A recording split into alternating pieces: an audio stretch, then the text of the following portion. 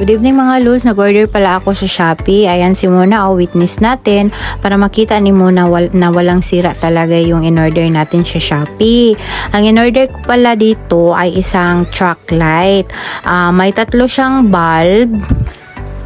Ito pala ay gamit sa mga online selling, no, yung sa mga ukay-ukay. So ayan, chinek na ni Habi yung lalagyan ng bulb.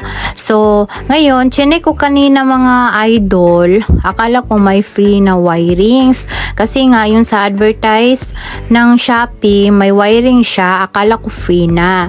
So, plano namin ni Habi, pupunta kami bukas magbili kami ng wire para magamit na ito sa Sabado para sa aming online sa ukay-ukay.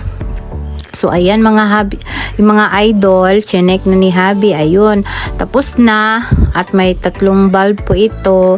Ito po yung kalabasan po ng ating truck light.